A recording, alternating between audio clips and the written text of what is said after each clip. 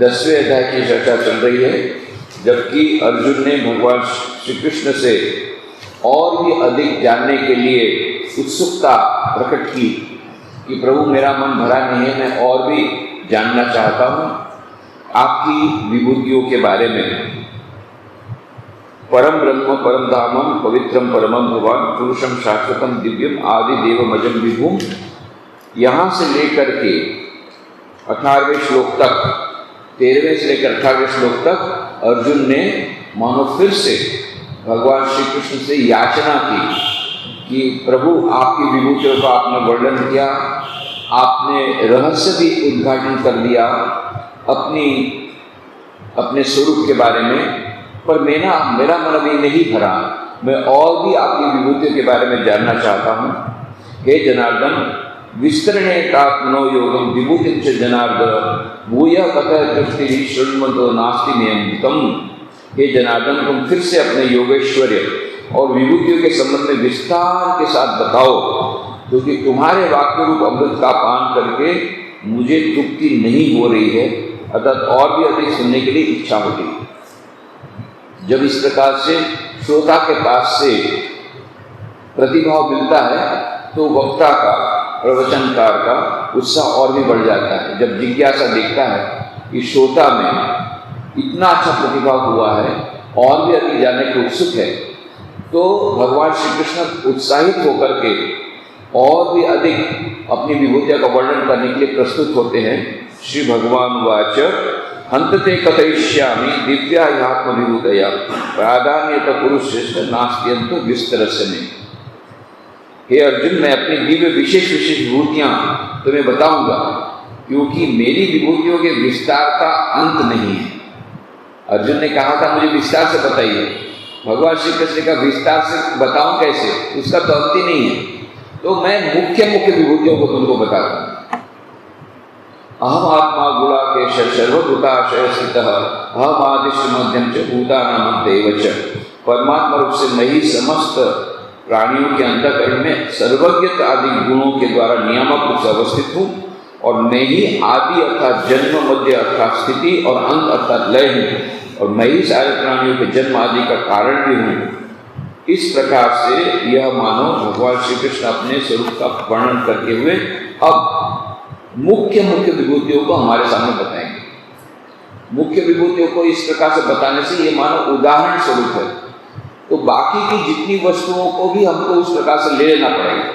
यहाँ कुछ ही वस्तुओं का बता दिया।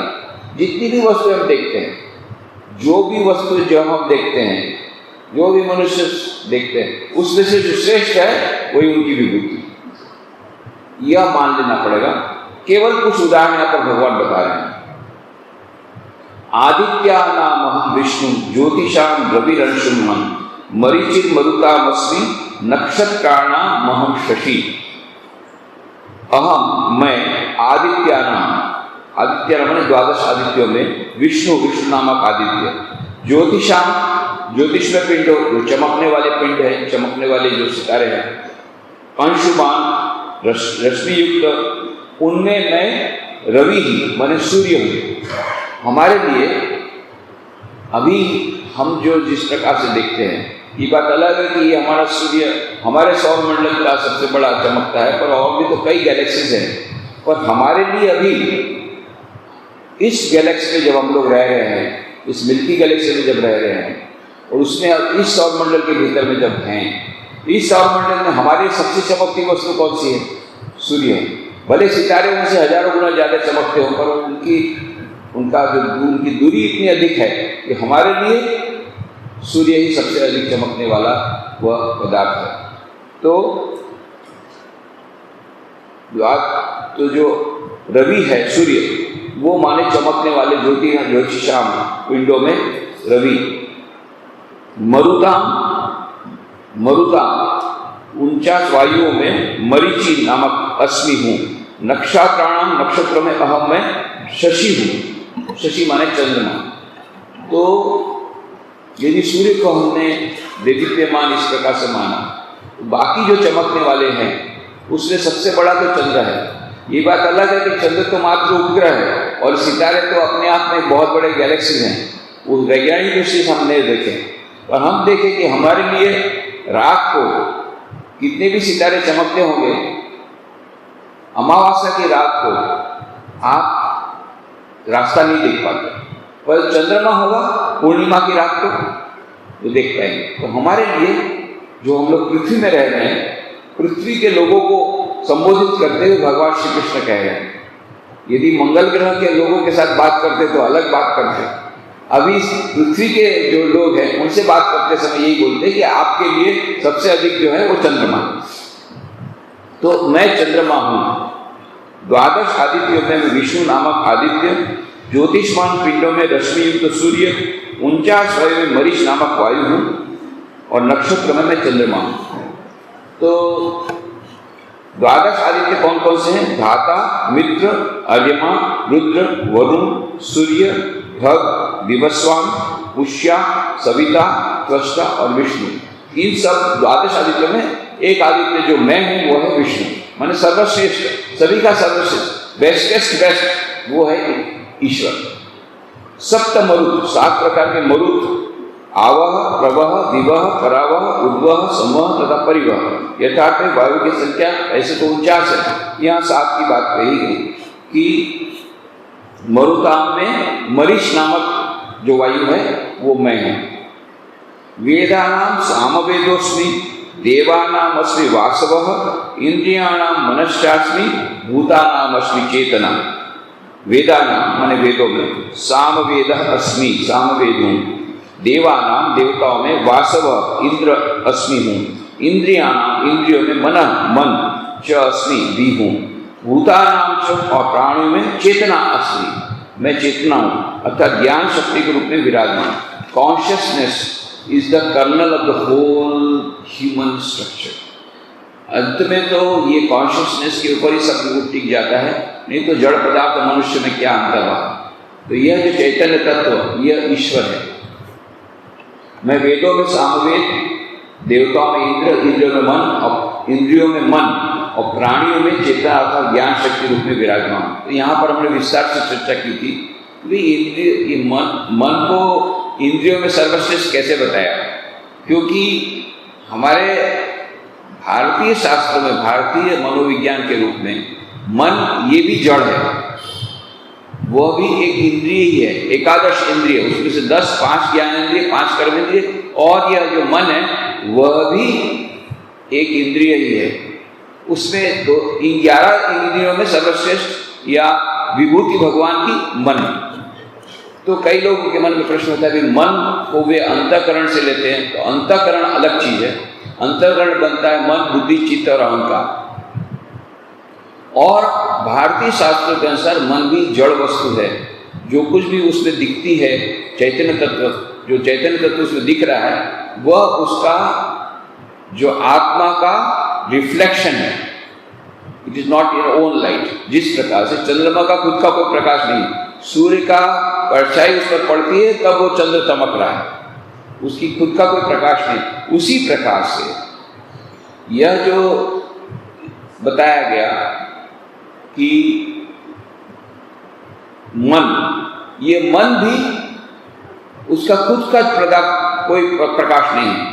हमको लगता है कि मन चैतन्य तत्व के समान है, पर वो उसका बोरोड है, उसने उधार ली हुई लाइट है, आत्मा से उधार लिया हुआ प्रकाश है, आत्मा से उधार लिया हुआ ज्ञान है।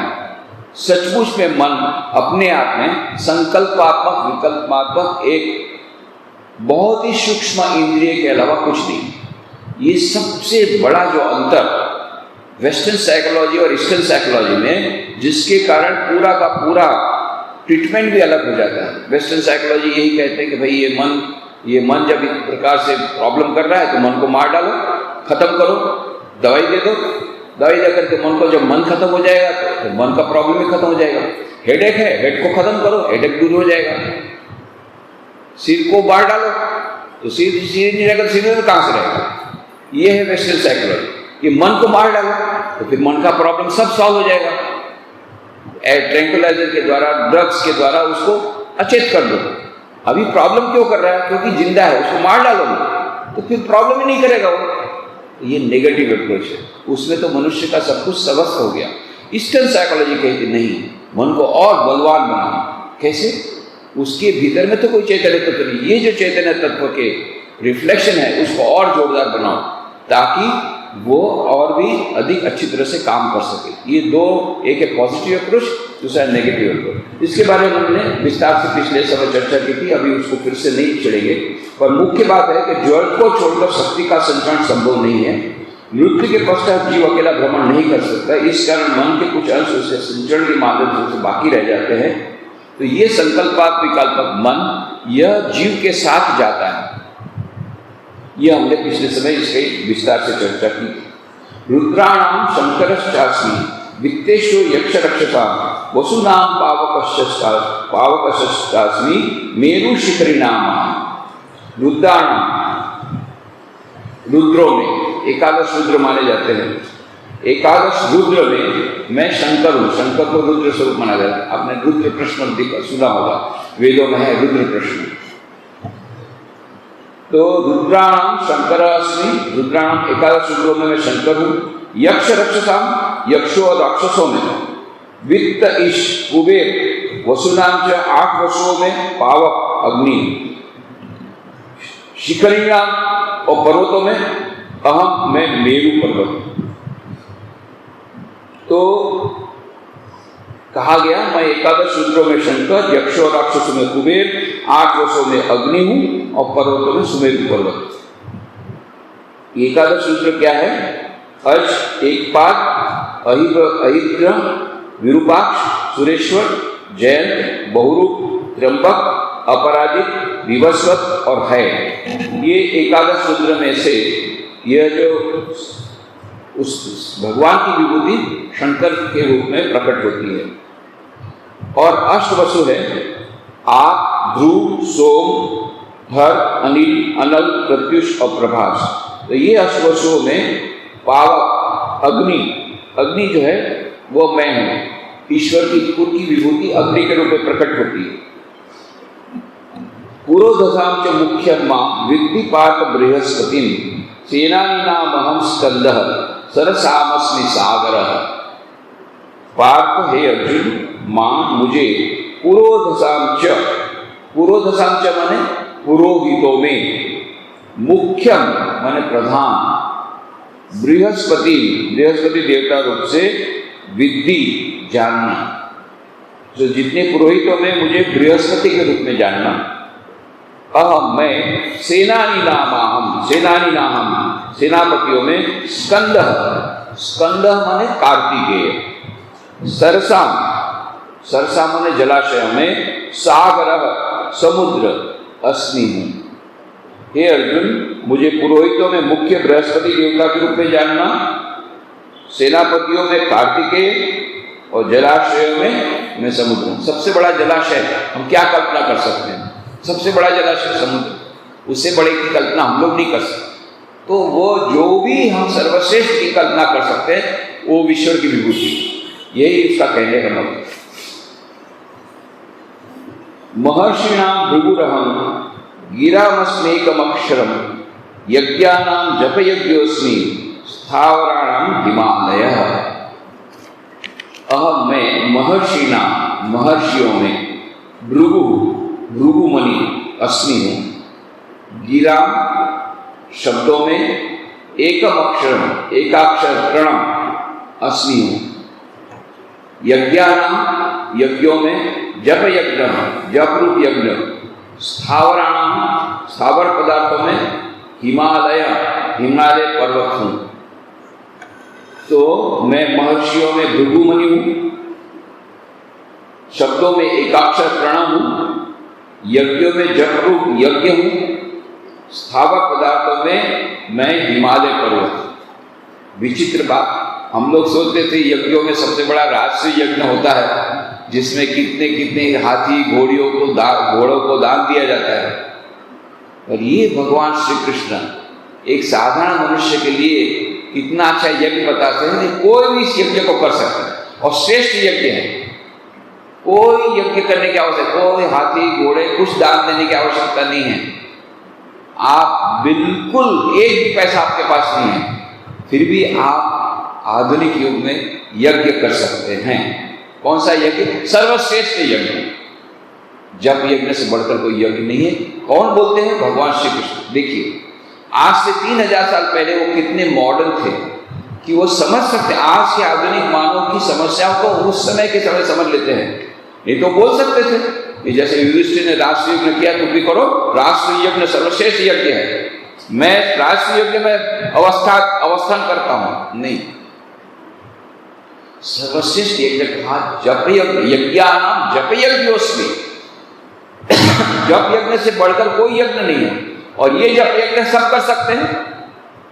मंत्र जाप करना, इससे बड़ा कोई यज्ञ नहीं है और इससे सरल कोई यज्ञ नहीं है। किसी आपको मान लो आप बहुत लाचार हैं, कई लोग बोलते हैं भाई हम लोग बहुत लाचार, कई लोग हमारे पास आते हैं विभिन्न प्रकार की समस्या में कि हम क्या करें, हमारे पास कोई स्वाधीनता नहीं है। विशेष कर बहनें, हमको तो बाहर जाने की भी स्वाधीनता नहीं, हमारे भाई को सब स्वाधीनता, हमको बाहर जाने की स्वाधीनता नहीं, हमको ये स्वाधीनता नहीं, हम पढ़ाई के लिए भी बाहर आउट ऑफ स्टेशन नहीं जा सकते, हमको प्रोफेशनल कैरियर डेवलप करना वो भी नहीं जा सकते। ये बहुत, ये सभी प्रकार भी इतना सारा अत्याचार नारियों पर है, इतना सारा ये है, डिस्क्रिमिनेशन है, बहुत बड़ा बोल, बहुत अच्छा। तो बोला ये जो भी बोल रहे हो, दे आर कर्सेस और blessing, they are greatest curses, इससे ज्यादा कोई अभिशाप हो सकता है? बोलो उसको दूसरी प्रकार से लो कि मनुष्य जीवन का लक्ष्य क्या है। ये सोचो कि मनुष्य जीवन का लक्ष्य ये है कि हम बाहर जाकर के घूमें, नाच गान करें। लक्ष्य क्या है ये सोचो। और यदि लक्ष्य हमारा ईश्वर प्राप्ति है और उस लक्ष्य की प्राप्ति के लिए सर्वश्रेष्ठ उपाय है मंत्र जाप, सर्वश्रेष्ठ यज्ञ है वो है जप यज्ञ।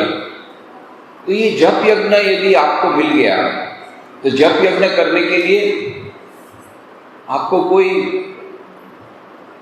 स्वाधीनता आपसे कोई छीन सकता है? ध्यान करने के लिए कोई आपको मान लो कमरे में बंद कर दिया और बांध दिया, संकल्प से बांध दिया, इससे ज्यादा प्रत्याचरण नहीं हो सकता है। आपको संकल्प से बांध दिया, घर में संकल्प से बांध दिया, नहीं जा नहीं सकते, शाम को 6 बजे के बाद बाहर नहीं जा सकते, ये भी नहीं जा कर रहे, वो भी नहीं कर सकते, हजारों प्रकार के बंधन डाल दिए। और मान लो सबसे ज्यादा बंधन है संकल्प से बांध दिया आपको, इससे ज्यादा कुछ हो सकता है? आपको मान लो संकल्प से भी बांधा है तो मन में आप भगवान का नाम ले सकते हैं। किसकी ताकत है आपको मन में भगवान नाम लेने से रोके? पूजा पाठ करने से रोक सकता है कोई? नहीं, ये पूजा पाठ नहीं चलेगा, हम इस भगवान को मानते, तुम इस भगवान को मानते, नहीं चलेगा। चलो, बाह्य पूजा पाठ नहीं कर सकते, बाह्य यज्ञ नहीं कर सकते, आप वो पूरा यज्ञ के लिए लकड़ियां नहीं ला सकते, यज्ञ करने के लिए जो सामग्री ला सकते नहीं, हमारे पास ही नहीं है, तुमको नहीं यज्ञ करने देंगे, ये सब बोल सकते आपके घर वाले या दूसरे जो कुछ भी, इतना बोल सकते। पर किसी की ताकत है आपको जप यज्ञ करने से रोक सके? आप मन में भगवान का नाम ले, इसी यही जप यज्ञ है, मंत्र का जाप करना। और वो भी एक सर्वश्रेष्ठ बता दिया, सर्वश्रेष्ठ एकाक्षर ओमकार, प्रणव, ओम ओम ओम। यदि आप मन में लेते हैं, मन में लेते हैं, और ये आप मन में ओमकार लेते हैं, आपकी जीभ को भी काट डाला, आपको हाथ पैर में बांध दिए, तो जप यज्ञ करने से आपको कौन रोक सकता है? किसी की ताकत नहीं। और ये सर्वश्रेष्ठ यज्ञ है। विशेष करके श्रीमद् भागवत में, नारदी भक्ति सूत्र में सब प्रकार से कहा गया कि सर्वश्रेष्ठ युग है। कोई 4 युग माने गए, सत्य युग, द्वापर, त्रेता और कलयुग। सबसे निकृष्ट माना जाएगा कलयुग, जिसमें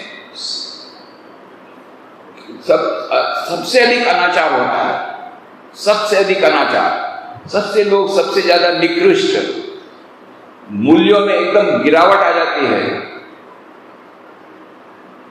सतयुग, द्वापर, त्रेता में एक रावण, एक कुंभकर्ण, और इधर हर एक मनुष्य के भीतर में रावण, कुंभकर्ण। हर एक मनुष्य के भीतर काम, क्रोध, लोभ, मोह, मद, मत्सर बढ़ा हुआ, और पैर पैर पर आपके दूषण, इतना होते हुए भी, और कलयुग का वर्णन जो किया है भागवत में, आज से करीब करीब समझ जाइए 1000 साल पहले वो भागवत लिखा गया होगा। आप उसका वर्णन, उसमें कलयुग का जो वर्णन है एकदम हूबहू मिल जाता है। आज हम लोग जो फेस कर रहे हैं, कैसे उनको पता चला 1000 साल पहले कि ऐसा होने वाला है। बोले ब्राह्मण लोग ऐसा करेंगे, विद्या को बेचेंगे, सब कुछ उसमें बोल दिया है जो जो अभी हो रहा है कि दिन के समय बहनों को बाहर निकलने में तकलीफ होगी। शिकागो में अभी भी दिन के समय बहनों को क्या, हमको जाने नहीं दिया। वहां स्वामी विवेकानंद जहां गए थे वहां जाना चाहते थे, एक जगह जाना चाहते, बोले अरे दिन के समय वहां पर गैंग वॉर होता है, कभी भी शूटिंग होता है, बिल्कुल नहीं जाने दिया हमको, वो जगह देखने ही नहीं दिया जहाँ स्वामी विवेकानंद ने लेक्चर दिया था। उसी समय स्वामी विवेकानंद को भी उन लोगों ने मना किया था, इससे वेरी डर्टी एरिया, बहुत ये नोटोरियस एरिया है, यहाँ गैंग वॉर होते हैं, स्वामी जी आप वहाँ पर लेक्चर मत दीजिए। स्वामी जी हंसते हुए कहा कि हमारे ब्रह्म ज्ञान नहीं, हमको क्या है। उन्होंने वहीं लेक्चर दिए, तो वो जहाँ लेक्चर दिए मैं वहाँ देखने जाना चाहता था, नहीं नहीं नहीं नहीं, जा ही नहीं सकते वहाँ पर। कभी भी गैंग वॉर होता है, कभी भी शूटिंग होता है, कितने निरीह लोग वो लोग मार डालते हैं, वो आपस में शूटिंग करके उसमें बीच वाले मर जाते हैं, जो भी रास्ते में सब मर जाते हैं, पुलिस कुछ नहीं कर सकती। यहाँ पर भी आप देखिए कितना अनाचार है। अभी गुजरात में उतना नहीं है, आप यूपी बिहार में जाएंगे, होली के समय क्या होता है, होली के समय ट्रेन के सब कांच तोड़ डालते हैं, गोबर डालते हैं, और भी बहुत सारी चीज़ों से होली खेलते हैं। तो जो कुछ भी हो, अनाचार का सर्वश्रेष्ठ, यदि सबसे निकृष्ट स्वरूप हो, वो कलयुग में। और आश्चर्य की बात, भागवत में भक्ति शास्त्र में कहा गया कि सर्वश्रेष्ठ युग है वो है कलयुग। क्यों? कि जो सतयुग में बहुत बड़ी बड़ी तपस्या से जो ईश्वर की प्राप्ति होती थी, उसके लिए बहुत तपस्या करनी पड़ती थी। ऋषि मुनि लोग उल्टे खड़े होते थे, सिर नीचे पैर ऊपर, और केवल फल मूल पर रहते थे। कोई केवल हवा लेकर के रहता था, कोई केवल पानी लेकर के रहता था। कठोर तपस्या। कोई एक पैर पे खड़ा है, खड़ा ही है तो खड़ा ही है, पूरा है, हाथी पाँव जैसा हो गया एक पैर। ऐसी कठोर तपस्या करते थे ईश्वर प्राप्ति के लिए, तब जाकर के ईश्वर मिलते थे। ऋषि मुनियों ने कैसी कैसी तपस्या की, इतनी कठोर तपस्या की, ये आप वर्णन सुनिए। वही बाद में द्वापर में यज्ञों के द्वारा मिल सकता है, त्रेता युग में यज्ञों के रूप में मिल सकता है, वही द्वापर में दान के द्वारा मिल सकता है। दान के द्वारा, तो वो दान देने की प्रथा है। जो काम ईश्वर की प्राप्ति तपस्या से पाई जाती थी, दान देकर के पाई जाती थी, यज्ञ करके पाई जाती थी, अभी कलयुग में सरल से सरल उपाय है, बस भगवान का नाम ले लो, मुक्ति। कितना सरल बना दिया। और उसमें भी ये कलयुग के अंत में आते हैं श्री रामकृष्ण देव, सत्युग का प्रारंभ करने के लिए फिर से उन्होंने और भी सरल बना दिया, एकदम सरल बना दिया। बस केवल भगवान का नाम लो, उसी से हो जाएगा, कोई झंझट नहीं। इतना उपवास, इतना पुरुषार्थ, इतना इतनी बार मंदिर में जाना, ये करना वो करना, कोई बाह्य आडंबर कुछ भी नहीं। केवल ईश्वर का नाम जप करने से उस परम तत्व को आप प्राप्त कर लेंगे। कितनी बड़ी सहूलियत है अभी कलयुग में। और श्री कृष्ण भगवान खुद कहते हैं, यज्ञानाम जप यज्ञोस्मि, सभी यज्ञों में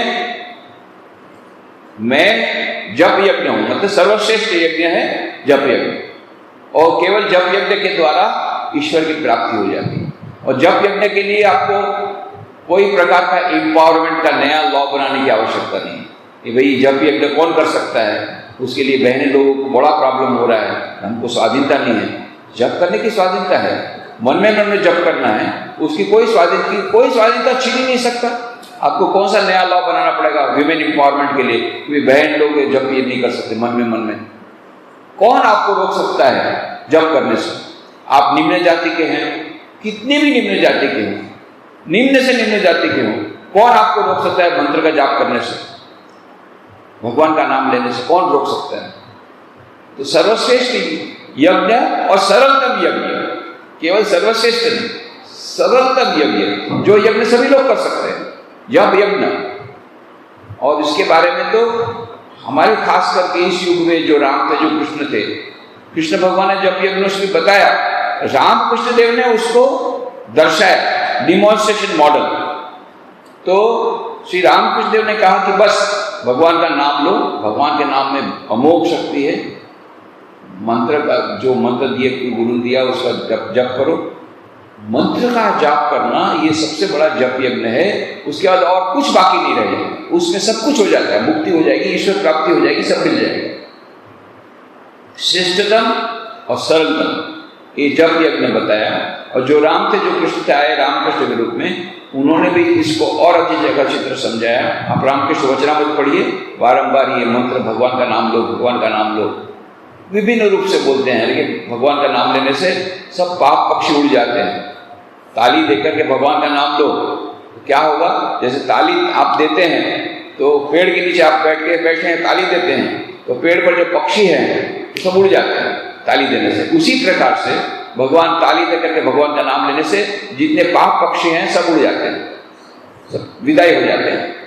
तो भगवान के नाम में वो शक्ति है कि वो पावन कर दे हमारे मन को शुद्ध कर दे, हमको ईश्वर से मिला दे। और कुछ करने की आवश्यकता नहीं, कोई बड़ा दान नहीं, कोई बड़ा यज्ञ नहीं, कोई बड़ी इस प्रकार के विभिन्न प्रकार के साध संग की बात नहीं, केवल जप यज्ञ के द्वारा ही आप ईश्वर की प्राप्ति कर सकते हैं। इसलिए कहा गया जपात सिद्धि, केवल जप करने से सिद्धि मिल जाती कलयुग। माँ शारदा देवी का ये मंत्र था, कोई भी माँ के पास पूछता था, माँ क्या करे क्या करे, कैसे होगा हमारी मुक्ति, हमको तो इतने प्रकार से बंधनों में हम रह गए हैं, तो भगवान राम हमको तो कुछ समय ही नहीं मिलता है, इस प्रकार से गृहस्थी में इतनी सारी समस्याएं हैं, कैसे होगा? माँ का एक ही था रामबाण, एक ही रामबाण दवा, जपात सिद्धि, जपात सिद्धि, जपात सिद्धि, जप करो जप करो जप करो। हमारे रामकृष्ण मिशन के एक वरिष्ठ सन्यासी थे, स्वामी कैलाशानंद जी महाराज। बाद में वो चाहे उपाध्यक्ष बने समस्त रामकृष्ण मठ मिशन के। वो स्वामी शिवानंद जी महाराज, महापुरुष महाराज से उन्होंने मंत्र दीक्षा ली थी, जो हमारे रामकृष्ण मिशन के द्वितीय अध्यक्ष। तो मद्रास में, चेन्नई में वो अध्यक्ष थे 25 साल। हर रविवार को वो at the feet of Holi mother एक किताब का पाठ करके उसको समझाते थे। At the feet of Holi mother, माँ की बातें। अब वो किताब हिंदी में आ गई है, माँ की बातें, जिसमें माँ के जैसे रामकृष्ण वचनामृत में रामकृष्ण देव की बातें हैं, वो भक्तों के साथ बात करते हैं, वो सबको लिख लिया है। उसी प्रकार से माँ की बातें जो किताब है, उसमें माँ शारदा देवी ने भक्तों के साथ जो वार्तालाप की उसको वहाँ पर संग्रह किया। तो वो जो इंग्लिश में किताब है वो at the feet of Holi mother, वो किताब उस समय मिला करती थी। अब तो बड़ी किताब आई गॉस्पेल ऑफ होली मदर के नाम से, और भी उसमें कई कन्वर्सेशन आ गए। तो शुरुआत में छोटी सी किताब निकली थी at the feet of Holi mother, उसी को समझाते थे। तो समझाते समझाते एक बार एक संडे लेक्चर में उन्होंने कहा, देखो माँ शारदा देवी ने कितना सुंदर काम किया, हमारे जीवन की जितनी समस्याएं, सभी समस्याओं का उन्होंने समाधान दे दिया। बस सभी समस्या, हमारी जितनी समस्याएं हैं हमारे जीवन की, सभी समस्याओं का कितना अच्छा सुंदर समाधान दे दिया। If you want to know, 10 page Holy Mother, page number 21 देखो, उसमें सभी समस्याओं का समाधान दिया। उसने एक युवक था, उसने जब सुना, अरे भाई सभी समस्याओं का समाधान, समस्या तो सभी ही होती है, उसको भी समस्या थी, सभी समस्याओं का समाधान मिल जाएंगे तो बहुत अच्छा है। जैसी प्रवचन पूरा हुआ गया अपने रूम में, और उसके पास 10 पे खोली मदद थी, छोटी सी किताब 10 पे खोली मदद, माँ शारदानी वाणी गुजराती में है, माँ शारदा की वाणी हिंदी में है, इंग्लिश में उसका नाम है 10 पे खोली मदद। तो गया तुरंत पेज नंबर 21 देखने के लिए, क्या लिखा है भाई, सभी समस्या का समाधान मिल जाएगा। तो उसने क्या लिखा, क्या देखा उसमें, क्या लिखा है, the easiest and the best way of solving all the problems of life is to take the name of the lord of Shri Ram Krishna in silence. उसने सोचा कोई चमत्कार कुछ होगा, पर इतना ही बस वाक्य मिला, the easiest and the best way of solving all the problems of life, जीवन की जितनी समस्या है उन सबका समाधान करने का श्रेष्ठ उपाय और सरल उपाय है ईश्वर के नाम का मन में जाप करना। उसने सोचा था कुछ जादुई मंत्र वगैरह होगा। एनीवे, जब ये देखा इसमें तो इतना ही है, तो उसने प्रयत्न किया ईश्वर का नाम लेने का, मंत्र का जाप जरा बढ़ा दिया, तो उसको शांति मिली। सब समस्याएं तो समाधान नहीं हुई, पर शांति बहुत मिली, और कुछ समय तक मिलने के लिए उसको कुछ राहत मिली। तो अब बाद में ऐसा इत्तेफाक से हुआ कि वही युवक बाद में रामकृष्ण मिशन में सन्यासी बना और स्वामी कैलाशानंद महाराज का सेवक बना। अब जब सेवक बना तो ऐसा हुआ कि महाराज को ऑपरेशन हुआ, उनके पेट में कैंसर हो गया था, 3/4 दिन स्टमक बात दे दिया, उनको हॉस्पिटल ले गए, ऑपरेशन किया, बचने की कोई आशा नहीं थी, भी बच गए वो। तो हॉस्पिटल में जब थे तब वो ब्रह्मचारी उसको बोलता था, महाराज आपने बहुत साल पहले जो वो मद्रास में आप थे उस समय ये कहा था, उससे मुझे बहुत फायदा हुआ। कौन सा वाक्य? The easiest and the best way of solving all the problems of life is to take the name of the lord of Shri Ram Krishna in silence. हाँ, ये बहुत अच्छा, बहुत अच्छा। अब जब उनको बहुत अच्छा लगा कि ये जो वाक्य उसको जब सुनाया गया, क्योंकि वो बहुत बड़े जापक थे, सुबह 3 बजे उठ करके 11 बजे तक एकदम मंत्र का जाप करते थे, और 11 बजे बाद में स्नान करते, 11 बजे भी नहीं, 11 बजे ऑफिस में जाते थे, 12 बजे जब घंटी बजती तब वो नहाते करके देर से खाना खाते थे। इतना सब समय जप करते, फिर शाम को फिर संध्या आरती के बाद जो बैठे तो बैठे, गर्भ मंदिर में बैठ के जप करते, सुबह भी गर्भ मंदिर बैठ के जप करते, मंगल आरती के पहले अपने रूम में जप करते थे, बहुत जप करते थे। उनको जापक के रूप में माना जाता था कि बहुत जप करते हैं। तो उनके मन की बात निकली है, तो बोले हाँ बिल्कुल सच बात। अब जब ये उनको हॉस्पिटलाइज किया गया, हॉस्पिटल में जब थे, तब बार बार उस ब्रह्मचारी को बोला था, अच्छा पढ़ो तो वो ये उसको सुनाओ, तो वो 10 पे खोली बदल पेज 21 जरा सुनाओ ना। तो फिर से वो सुनाता था, the easiest and the best way of solving all the problems of life is to take the name of the lord of Shri Ram Krishna in silence. Yes yes, very true, very true, very true, ठीक, एक बार भालो बोले से, भालो बोले से, भालो बोले से, ठीक बोले से, ठीक बोल से। बंगाल के थे, ईस्ट बंगाल के, तो उस भाषा में बंगाली में बात करते हैं, ठीक बोल से, ठीक बोल से, ठीक बोल से, ठीक बोला, बिल्कुल ठीक। बार बार उसको सुनना चाहते उस वाक्य, क्यों? मन में वो जप कर रहे हैं, और ये उनको मिल रहा है कि माँ शारदा देवी यही चाहती थी कि मंत्र जाप, जप यज्ञ, भगवान श्री कृष्ण कहते हैं यज्ञानाम जप यज्ञोस्मि। तो माँ शारदा देवी बार बार यही कहती थी, जपात सिद्धि, जपात सिद्धि, जपात सिद्धि, जप के द्वारा सब कुछ हो जाएगा। और ये ऐसा काम है जिसके लिए कोई बहुत बड़े अब इंजीनियर डॉक्टर बनने की आवश्यकता नहीं है। अच्छा, इंजीनियरिंग में मान लो एंट्रेंस नहीं मिला, डॉक्टर में MBBS में एंट्रेंस नहीं मिला, तो रोने की क्या बात है, जप यज्ञ करो ना, उसके लिए कोई डॉक्टरेट की आवश्यकता नहीं है, ओपन टू ऑल। अरे आप पढ़े लिखे नहीं भी हो, कॉलेज में भी नहीं गए, स्कूल में भी नहीं गए, तो मंत्र जाप तो कर ही सकते हो मन में। कौन सा इंपावरमेंट आवश्यक है उसके लिए? मंत्र दीक्षा, मंत्र का जाप करने के लिए कौन सा इंपावरमेंट आपको जरूरी है? ईश्वर की प्राप्ति जो जीवन का उद्देश्य है, उसमें आपको कौन रोक सकता है? जो आपका जन्म सिद्ध अधिकार है, उसको कौन रोक सकता है? आपको मंत्र जप करने से कौन रोक सकता है? किसकी ताकत है? न तो घर वाले रोक सकते हैं, न गवर्नमेंट कर सकती है, न कोई टेररिस्ट भी आपको उठा के ले गया तो आपको मान लो काट भी डालेगा, काट डाल सकता है, तो जब तक काटा नहीं है आपको तब तक आप मंत्र में जाप कर सकते हैं। उसको कैसे पता पड़ेगा कि आप मंत्र जाप कर रहे हैं? मन में मुंह हिलाना नहीं है, जीभ हिलाना नहीं, बस हो गया। तो कौन आपको रोक सकता है? मंत्र जाप करने से कोई नहीं रोक सकता। जो ये पावर हमारे पास है और केवल इसी से हमारा सब कुछ बेड़ा पार हो जाएगा। कोई एक्सटर्नल ऐसा भी नहीं कहा गया कि स्नान करके बाद में मंत्र जाप करना। सभी अवस्थाओं में मां शारदा ने कहा सभी अवस्था में मंत्र जाप हो सकता है।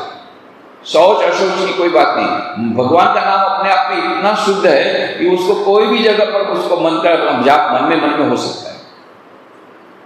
उसके लिए कोई आपको बाह्य पूजा यदि करना हो तो नहा धो करके वस्त्र बदल करके बाद में आप उसकी पूजा कीजिए, अलग बात है। और मंत्र जाप करने के लिए शुचि अशुचि की कोई बात नहीं है। आप किसी भी अवस्था में सोते सोते भी मंत्र का जाप कर सकते हैं, किसी भी अवस्था में मंत्र का जाप कर सकते हैं। सब समय मंत्र जाप करता है। माँ शारदा कहती थी, बोले आप हमेशा बहुत अच्छा उदाहरण देते हैं। उस समय के जमाने में ऐसी घड़ी नहीं होती थी बैटरी वाली, स्लिंग वाली होती थी, तो टिक टिक टिक टिक टिक टिक करती थी, टिक टिक। पुराने जमाने की घड़ी आपने देखी होगी। तो माँ शारदा कहती देखो माँ उपाय क्या है? कुछ नहीं उपाय, ये घड़ी देख रही हो ना, बस इसके समान काम करना है। कैसे? देखो घड़ी सब समय टिक टिक टिक टिक कर, एक भी सेकंड छोड़ नहीं रहे, टिक टिक टिक टिक टिक करते जा रहे, करते जा रहे, करते जाए, करते जाए। उसी प्रकार तुम मन में मंत्र का जाप करते रहो, करते रहो, करते रहो, घड़ी के समान बन जाओ। वो टिक टिक कर रही है तो मंत्र का जाप करो, वो टिक टिक कर रही है तो मंत्र का जाप करो। वो कभी रुकते नहीं, तुम भी रुको मत। कितना सरल उदाहरण दिया। माँ खुद भी यही करती थी। माँ को शारदा देवी खुद भी यही करती। उनकी सबसे बड़ी स्ट्रेंथ यही थी। उनके जीवन में कम मुसीबत आई है, कम मुसीबत आई। इतनी कम उम्र में 1886 में 33 साल की उम्र में उनकी कब श्री रामकृष्ण देव ने महासमाधि ले ली। आप सोच सकते हैं उस समय के जमाने में विधवा पर कैसे अत्याचार होते थे और विधवा के लिए कितना रहना दूर था। और उस समय के जमाने में फिर बड़ी विधि की विडंबना, कुछ समझ में नहीं आता है ये लीला भी क्या है। श्री रामकृष्ण देव एक आदर्श पति, श्री मां शारदा देवी आदर्श पत्नी। आज तक ऐसे पति पत्नी नहीं हुए जिन्होंने एक दूसरे के प्रति इतना सम्मान दिखाया हो। श्री रामकृष्ण मां शारदा की पूजा करते हैं स्वयं साक्षात जगदम्बा मान करके। मां शारदा देवी साक्षात उनको ईश्वर मान करके उनकी पूजा करती है। ऐसा कभी दाम्पत्य जीवन नहीं मिला। और श्री रामकृष्ण देव जानते थे कि वो पहले शरीर छोड़ देंगे, क्योंकि उनका जब विवाह हुआ उनकी उम्र थी 23 साल, माँ शारदा की उम्र थी 5 साल। तो उतना डिफरेंस था एज का। तो ये जानते ही थे कि पहले मैं चला जाऊंगा, इसको अकेले रहना पड़ेगा। तो एक बार माँ को पूछते, अच्छा तुम कितनी रोटी खाती हो? तो देखो किसी को ऐसा पूछो तो क्या और क्या वो जवाब देंगे। तो बहुत उनको लज्जा आई। तो बताया 6 रोटी। और रात को कितनी खाती हो? तो वो लज्जा के बोले 2-3 रोटी जो भी बोली। अब रामकृष्ण देव गणित से तो उनका सिर घूमता था, इसीलिए तो स्कूल छोड़ी। फिर भी कैलकुलेट करने लगे, अच्छा रोज की 6 रोटी, दिन में 6 रोटी, तो महीने की कितनी रोटी होगी, तो उतनी रोटी के लिए महीने में कितना रुपया लगेगा, तो उसके लिए क्या करना पड़ेगा। तो 300 रुपया यदि वहाँ रखा जाए, उसके ब्याज से जो आएगा रुपया, महीने में 5 रुपया 7 रुपया जो भी आएगा, उससे इसका रोटी तो चला जाएगा, खाना चला जाएगा। तो उन्होंने 300 रुपया विशेष करके, 5 रुपया उनकी सैलरी थी, याद रखना, ओनली 5 रुपीज़ मंथली सैलरी 5 रुपया था। जो कुछ भी जाता था वो सब एक मिट्टी की हड्डी में डालते थे, इस प्रकार जमा करके। वो उसमें से उन्होंने निकाल करके 300 रुपया अलग रखा। मेरे जाने के बाद माँ शारदा को कम से कम खाने पीने की कोई तकलीफ ना, इतना वो करके गए। अब और इनके यहाँ पर वो जो उसको जमा कराया और उसका ब्याज माँ शारदा को मिलेगा, वो उन्होंने जमा कराया वहाँ पर। अब इनके भतीजे रामलाल, ये माया के जगत में कुछ हमारे समझ में आना नहीं। इन्होंने क्या कहा, अरे माँ शारदा के बारे में आप क्यों चिंता कर, खजानजी को कहा दक्षिण से, माँ शारदा के तो कई शिष्य हैं देखने वाले हैं, आप उनके लिए क्या चिंता करनी, उनको कुछ पैसे देने की जरूरत नहीं। वो जो ब्याज का पैसा बंद कर दिया गया। अब माँ कहाँ जाएगी, एक पैसा नहीं, कहाँ जाएगी, किसी को बोल भी नहीं सकती है। तब जाकर के जयराम भट्ट कामारपुकुर गई, क्योंकि कामारपुकुर में पैतृक स्थान है, उनके ससुराल है, ससुर भले नहीं है, सास नहीं है, पर ससुराल है, तो ससुराल में रहने से कोई कुछ बोलेगा नहीं। मायके जाएंगे तो मायके वाले सब बोलेंगे देखो वापस आइए विधवा होकर के। तो ये सब समाज के जो नियमों को मानते हुए वहाँ पर रही, खाने पीने को कुछ नहीं, वही जो छोटी सी जमीन थी उसमें कुछ भाजी उगा करके, वो भाजी उबाल करके खाती थी। और एक ही मात्र साड़ी थी जिसमें 28 जगह पर कटी हुई साड़ी, 28 जगह पर उन्होंने गांठ लगाई थी। इस साड़ी को पहन करके 1 साल चलाया। बाद में जब भक्तों को पता पड़ा कि इस प्रकार से दक्षिणेश्वर से खजानजी ने बंद कर दिया, उनका जो 5 रुपये जो महीने का मिलना वो भी बंद कर दिया, रामकृष्ण देव की सैलरी तो पहले ही बंद कर दी, और ये जो रामकृष्ण देव ने जो जमा किया था रुपया उसमें से भी ब्याज देना भी बंद कर दिया। तब जाकर भक्त लोगों ने उनको देखना शुरू किया, और बाद में फिर उनको जयराम भट्टी ले गए, और फिर कुछ कुछ उनको उनके लिए शुरू किया, मनी ऑर्डर देना शुरू किया, किसी किसी भक्तों ने मास्टर मास इस प्रकार से। पर बीच में वो जो अवस्था गई, वो इतनी करुण, इतनी कठिन अवस्था श्री माँ शारदा देवी की, और इतना अधिक उनको काम करना पड़ता था, सुबह से लेकर रात तक। उस समय के गैस का चूल्हा नहीं था, लकड़ी को जलाना, चूल्हा करना, और इतने सारे भक्त आते उनकी सेवा करना। उधर रामकृष्ण देव के जब जब थे तब उनके रामकृष्ण देव के जो शिष्य थे उनकी सेवा करना।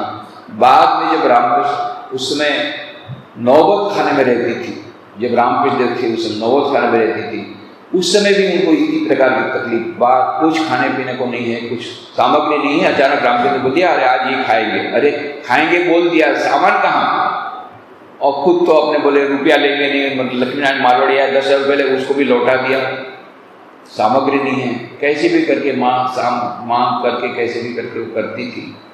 इतना सुबह से लेकर रात तक काम करती थी, और फिर भी माँ कहती थी उस समय मैं 1 लाख जप करती थी, मंत्र जाप 1 लाख करती थी। और बोले जब वहां पर नौबत खाने में थी तो माने आनंद का पूरा एक कुंभ, एक घड़ा मानो मेरे हृदय में किसी ने रख दिया हो, इस प्रकार का आनंद मुझे मिलता था। कहाँ? वो नौबत खाने में 8 बाई 8 बाई 8, और हाइट भी 6 फीट 4 फीट का दरवाजा। कितनी बार माँ को लगता था वो दरवाजे पे जाते समय, ये 8 बाई 8 बाई 8 षटकोण का छोटा कमरा। जब दक्षिण से जाकर देखना कि इसमें कोई रह सकता है, पर यही माँ का बेडरूम, यही माँ का ड्राइंग रूम, यही माँ का गेस्ट रूम, यही माँ का किचन, यही माँ का स्टोर रूम, यही माँ का डाइनिंग हॉल, सब कुछ वही। अभी हमको डबल बेडेड अपार्टमेंट मिलने से बोलते इसमें कैसे होगा, डबल बेड, केवल 2 ही बेडरूम है, कैसे होगा, हमारे गेस्ट कहाँ रहेंगे, फिर लड़के का शादी होगा तो उसकी वाइफ की कहाँ रहेगी, 2 बेडेड अपार्टमेंट में कैसे चलेगा, ये हम लोग क्या लोग। पर ये माँ ने वही छोटा, उसी में सब चलाती थी, उसी में लक्ष्मी दीदी और भी जो आई वो भी सो जाती थी। पूरा माँ की हाइट ज़्यादा थी, माँ लंबा पैर के नहीं सो सकती थी, ऐसा सिकुड़ के सोना पड़ता था। और फिर ऊपर से सब सब्जी वगैरह लटकाए रखते थे, चारों तरफ कोई हंडी थी वो था, ऐसे बहुत सारा सामान था, उसके भीतर में कैसे भी जगह करके सोती थी। इतनी कठिनाई में भी सारा दिन काम करती थी, बोलती थी मैं 1 लाख जप करती थी। तो माँ केवल बोल के गई ऐसा नहीं, करके गई है, दिखा करके गई है कि इतनी विषम परिस्थिति के भीतर भी मंत्र जाप किया जा सकता है। और कोई भी कहता था, किसी ने एक ने पत्र लिख करके कहा कि इस प्रकार के मन में बड़ी अशांति है। माँ शारदा देवी का, माँ शायद बहुत बड़ी टाइम मैनेजमेंट उनका बहुत अच्छा था, इतना अच्छा टाइम मैनेजमेंट था। वो कॉरेस्पॉन्डेंस जो भी होता था उसको कैसे करती थी, वो सब्जी कटती थी जब शाम की, तब किसी ब्रह्मचारी को बैठा देती थी, तुम पत्र पढ़ो, और वो डिक्टेशन देती थी, उस प्रकार से वो ब्रह्मचारी वो पत्र का उत्तर देते। तो ब्रह्मचारी पढ़ के सुनाया, ऐसा पत्र आया है उत्तरकाशी से किसी का कि मन में बड़ी अशांति है, माँ सब्जी काट रही थी, फेंक दिया उसको, एकदम उत्तेजित, लिखो अभी कभी लिखो उसको, लिखो, रोज 15-20 हजार जप करे मंत्र का, और बाद में मुझे लिखे कि उसको मन में शांति मिलती गई, लिखो। मानो चैलेंज देकर के माँ एकदम उत्तेजित हो, लिखो उसको, 15-20 हजार जप करे और फिर भी शांति नहीं मिले तो फिर मेरे को लिखे। तो इतना माँ को मंत्र जप पर इतनी श्रद्धा थी और खुद उसको करती थी।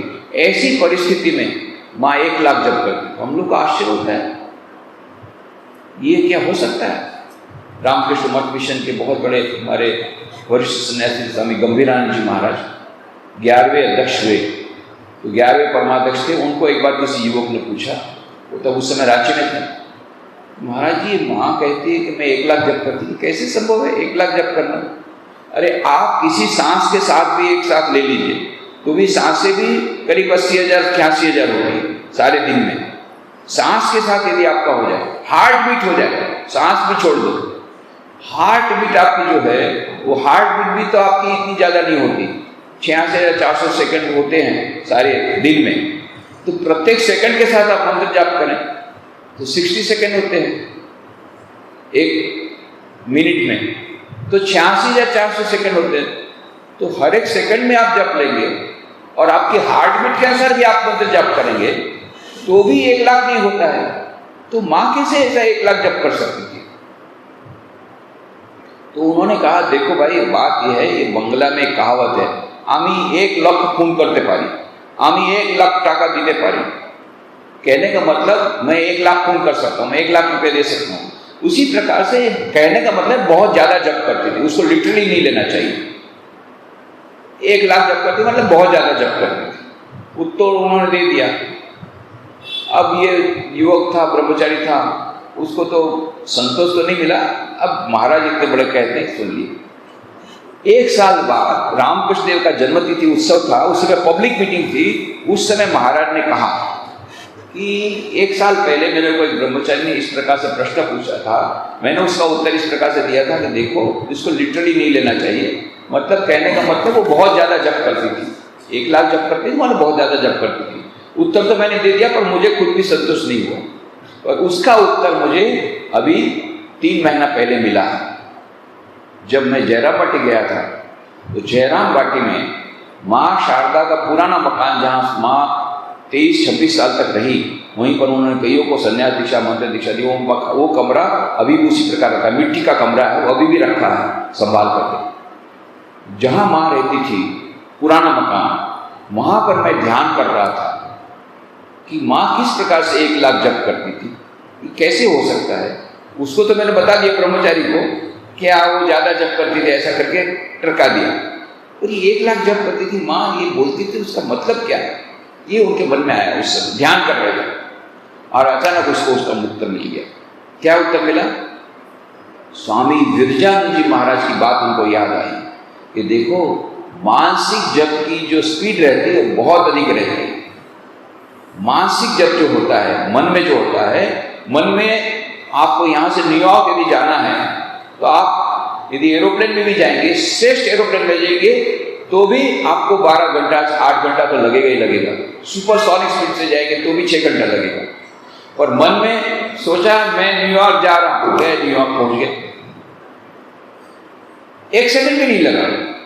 तो मन की स्पीड बहुत अधिक है। तो जो मानसिक जप है उसकी स्पीड अधिक है, वो इस प्रकार की स्पीड के साथ नहीं है।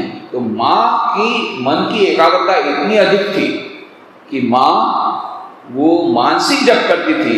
इसलिए आज मैं विश्वास करता हूँ माँ 1 लाख नहीं, उससे भी अधिक जप करती थी। इतना सारा काम करने के बाद भी उनकी एकाग्रता इतनी अधिक थी कि आधा घंटा बैठने पर भी उनका वो इतना 1 लाख से ज़्यादा जप हो जाता। क्यों? क्योंकि मानसिक जप। तो जो भी होगा, कहने का मतलब यह है कि माँ शारदा देवी बारंबार कहती थी जपात सिद्धि, जपात सिद्धि, जपात सिद्धि। यह वो करके बताती गई है। और उनके रामकृष्ण के कई शिष्यों ने, और आज भी कई लोग हैं जिस प्रकार से जप यज्ञ करते हैं और जप करके उनको मुक्ति मिली।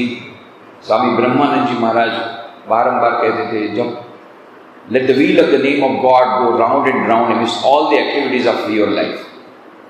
काम करते समय एक चक्कर चलाते रहो, मंत्र जाप का, भगवान के नाम का चक्कर चलाते रहो, तो वर्क विल बिकम वर्शिप, तो वो कार्य पूजा बन जाएगा। तो रामकृष्ण मिशन की परंपरा में जप को बहुत बड़ा महत्व दिया गया है। श्री रामकृष्ण माँ शारदा देवी, स्वामी विवेकानंद, उनके जितने स्वामी विवेकानंद गुरु भाई, इन सब के उपदेशों में बारंबार आपको जपा सिद्धि जप की बात करेगी। यही बात यहाँ भगवान श्री कृष्ण ने इतने हजारों वर्ष पूर्व बता दी।